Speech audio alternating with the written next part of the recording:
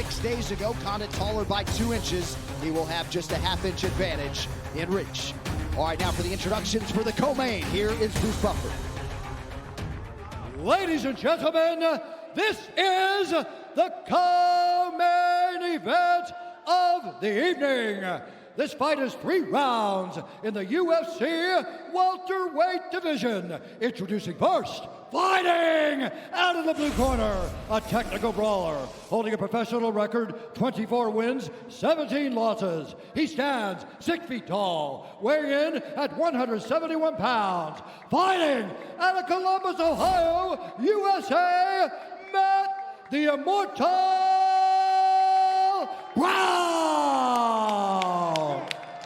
And now introducing his opponent, fighting out of the red corner, a mixed martial artist holding a professional record, 31 wins, 13 losses. He stands 6 feet 2 inches tall, weighing in at 171 pounds. Fighting out of Albuquerque, New Mexico, USA, he is the former WEC welterweight champion and the former interim UFC welterweight champion, the natural-born killer, Carlos Condit. And when the action begins, our referee in charge, Mark Goddard. Mark Goddard draws the co-main event assignment tonight. Matt the Immortal Brown, father of 3, is in the building. Carlos Condit is here for his 18th UFC appearance.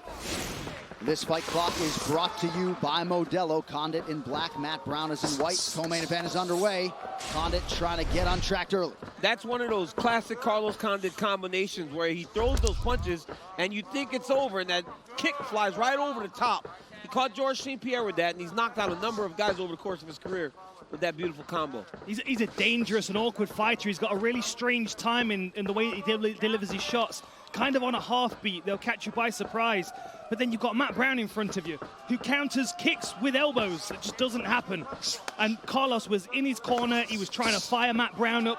You've got Ricky Lundell over his shoulder going, start fast, start fast. There's a game plan here, and I think they're trying to catch Matt Brown cold. Well, Matt Brown says that he wants to fight a little more reserved. He wants to be a little more patient, show some of the new skills that he's developed. So if you're Carlos Condit, you want to draw out that guy that if he gets rolling can be a real problem, but at times makes a lot of mistakes, as we've seen Matt Brown do over the course of his career. And there he goes to that beautiful body lock and gets that takedown. That has been Carlos Condit's kryptonite at an early takedown a minute in for Matt Brown. And some blood. Yeah, where's that coming from? That's from Matt Brown. Yeah. I wonder if he got caught with an elbow or something on the way in. This absolutely is not where Carlos Condit wants to be, but he does have good submissions from his guard as well. I mean, Matt Brown is using that head pressure and using the fence very, very well to keep Carlos in a situation where he can't really do a great deal. I know a lot of guys, when they fight from the top, Matt Brown's doing a great job with the head position. On your feet against the side of the octagon in the clinch, wrestlers, they always control with their head, but they don't apply that same approach on the mat. When you're on top as a wrestler and your opponent, if his head is pinned against the side of the octagon or flat on the ground, you're doing great. So Matt Brown's doing exactly what he needs to do there with the head positioning. Nothing changes from floor to standing up. And these camera angles really give you an understanding of how uncomfortable this position is for Carlos. You can see him sweeping his shoulders across that corner post, trying to find an angle to alleviate the pressure in his neck. But Matt Brown doing a good job of keeping him very square to the fence and making those elbows count.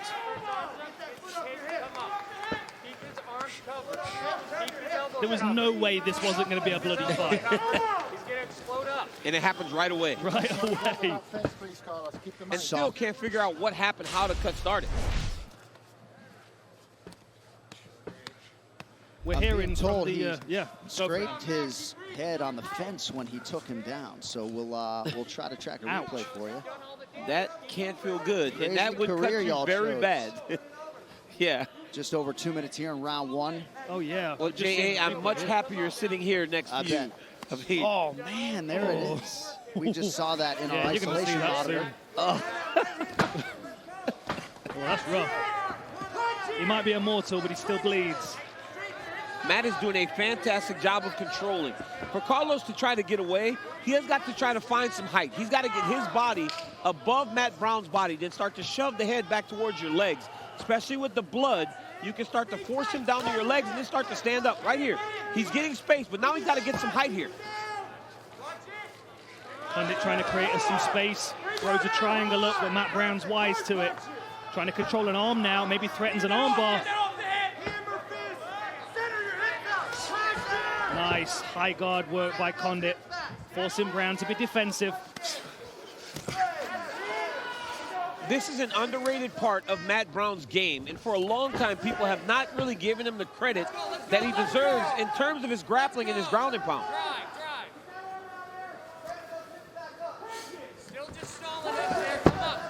Under a minute to go, Ricky Lundell calling for Candıt to drive here, maybe try to leverage a hip and get up. John, look what Matt's doing with his left arm. He's trying to feed Candıt's arm back to that hand so that he's not allowing him to build his base back up on his elbow. Look at that. You see it? He's got that hand. So Candıt's now stuck. He cannot get up on his elbow to try to stand up. It's still a trade-off, though, because that does tie up one of Matt Brown's arms as well. Yeah, but the one hand that needs to be punching is that right. Yeah. And look, it's free, and he's going to start trying to throw it. The Candıt was very aware, got two hands on one, baseball bat grip, and now he's getting back to his feet. Oh, nice switch. Very nice. Oh, look at Carlos. Candıt just playing some wrestling. And he's got some sharp elbows of his own as well. We remember the Thiago Alves fight. One of the best turnarounds of a fight I've ever seen.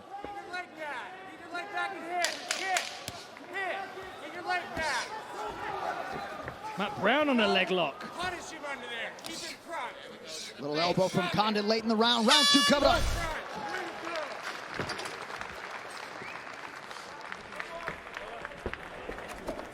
Sit down, lean back against the cage. Lean back. Breathe. Good, man. You got that round, okay? Breathe, catch your breath. That's what I need. That's what I need for that same thing. Cutting him off and putting him on his back. I need you to check his chin on the way in, though. You got it? More than one punch. One punch isn't going to hit. It's the third one that's going to hit. Slow your heart rate down. Breathe.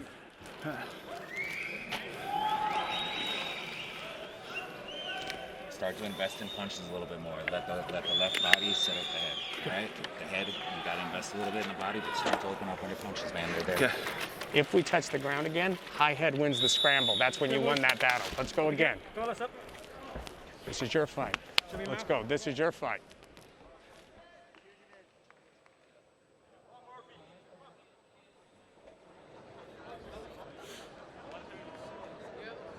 UFC Fight Night is presented by Modelo. DC, we just heard Ricky Lundell say to Carlos Candıt, high head wins the scramble. Yeah, absolutely. You know, when you're on these positions, you got to gain height, whether you're rolling, knee bar, arm bar, no matter what it is, you've got to find a way to get height.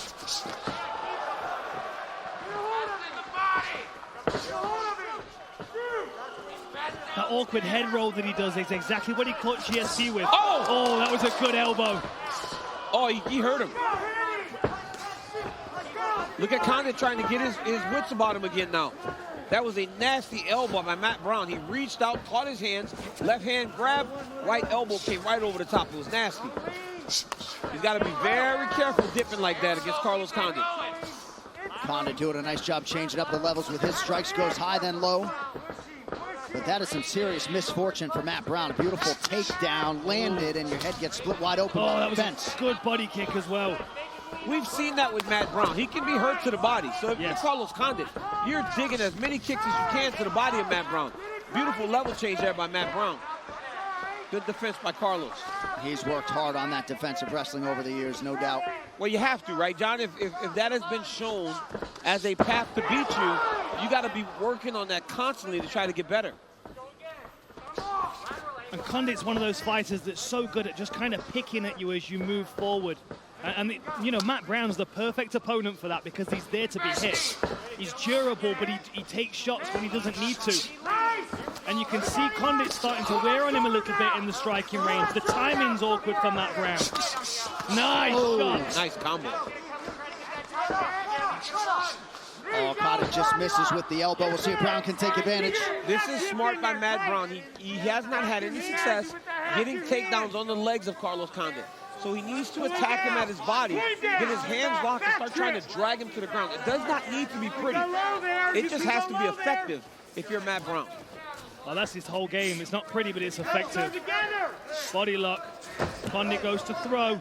That was smart by Condit. Wizard kicking, not to take Matt Brown down, but just to change the angle so that he can defend. Matt has such a deep underhook. He's seat belting him with his left arm all the way across and grabbing the opposite hip. That was keeping Condit in place. Brown's corner. Mark Beecher, Adam DiSabato, Mickey Gall calling for some elbows here. That was... What a takedown that was. Man, Josh Thompson used to do that to me whenever we were in the gym.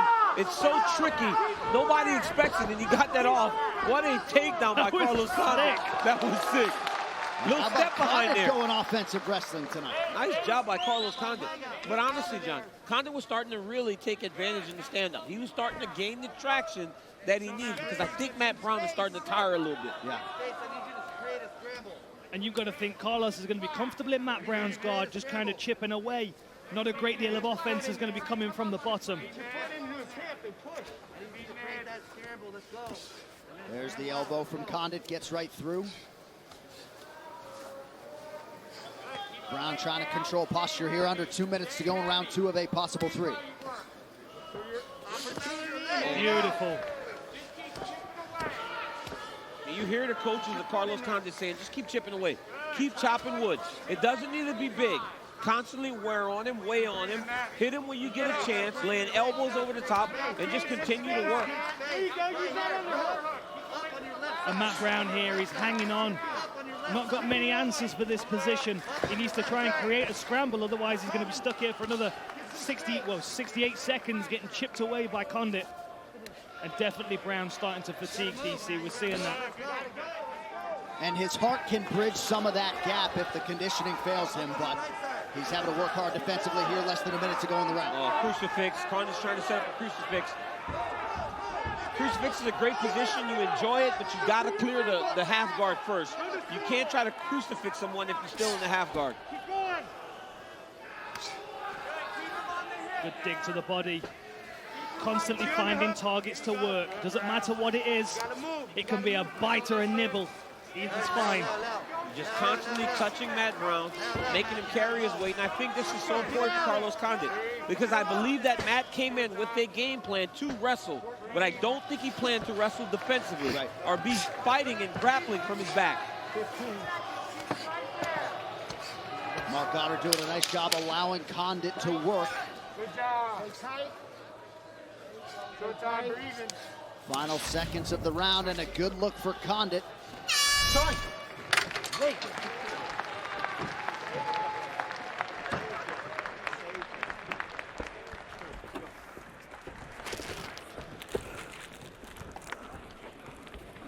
Slow your heart rate down. Breathe.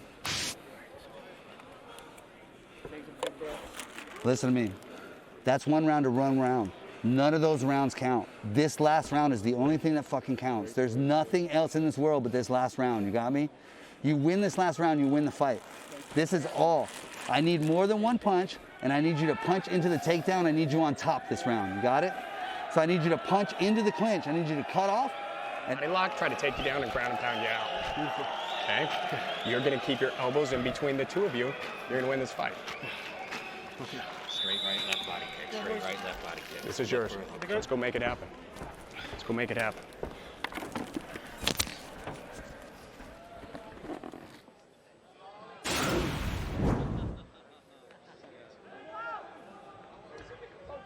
It's not very often that a takedown gets me out of my seat, DC, but look at that. That was beautiful.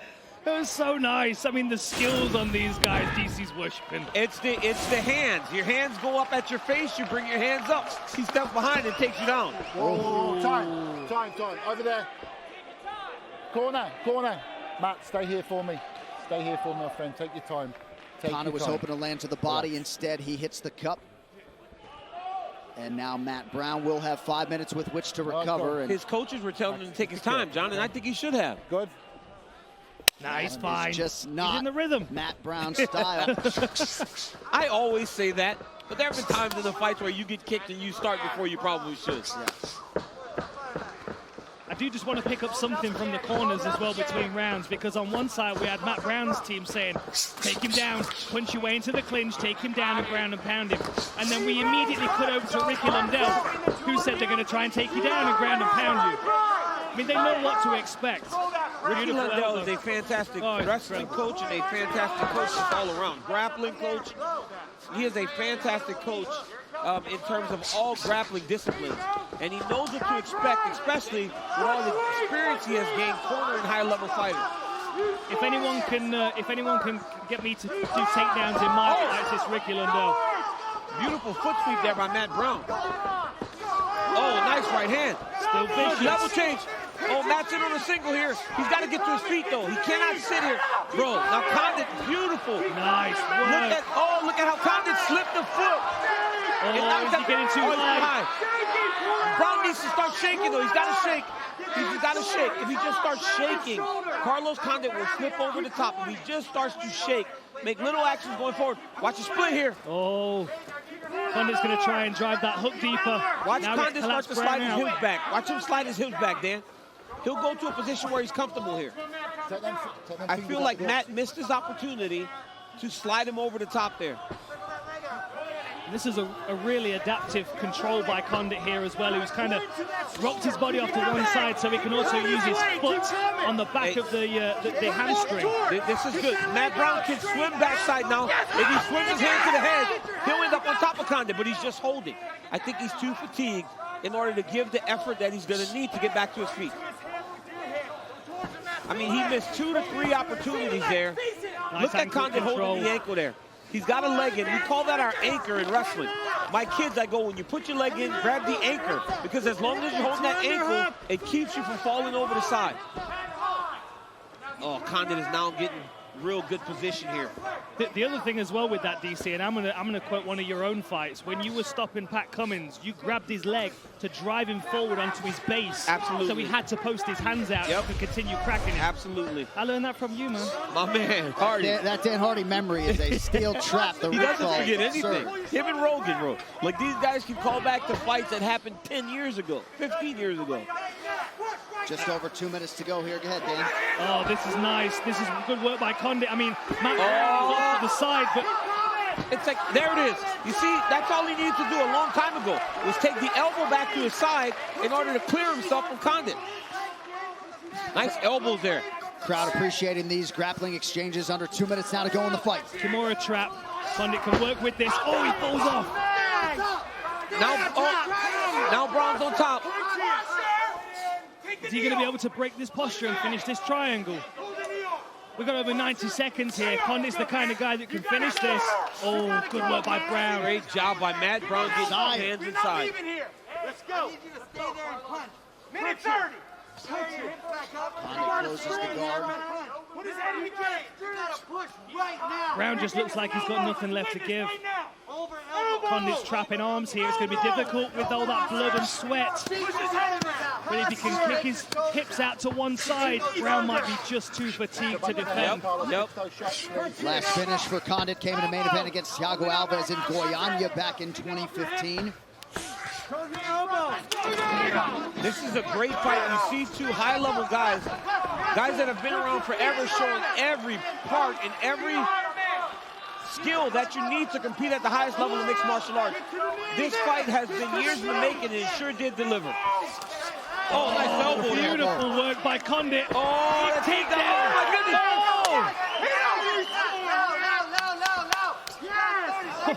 Brown trying to open up here late in the fight. Oh, my goodness. Matt Brown and Carlos Condit. Can we keep him for next week, guys? Can we put him on next week's card? Kimura. Matt Brown's doing a great job of just controlling the hips of Condit. You can see he's found that wrist as well, making it very difficult for Condit to do a great deal. But the total strikes, 88 to 36 for Carlos Condit. I didn't realize it was that big of a difference. Matt Brown only attempted 54 strikes tonight, but worth the wait. Condit just looked over here and winked at me. Dude loves nothing more than being in a fight. Condit and Brown go the distance. Scorecards coming up next as UFC Fight Night continues live on ABC.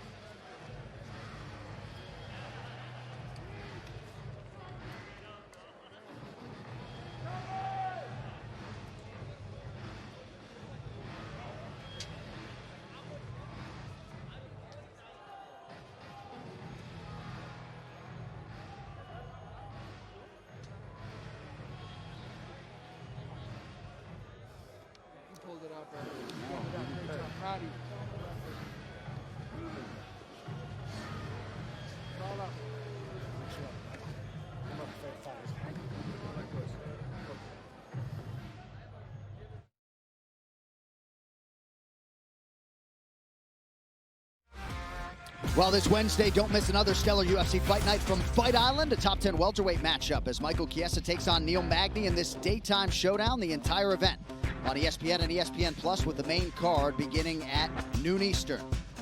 All right, with the scorecards now on the co-main event, here is Bruce Buffer. Ladies and gentlemen, after 3 rounds, we go to the judges' scorecards for a decision. All 3 judges score this contest 30-27 for the winner by unanimous decision, the Natural Born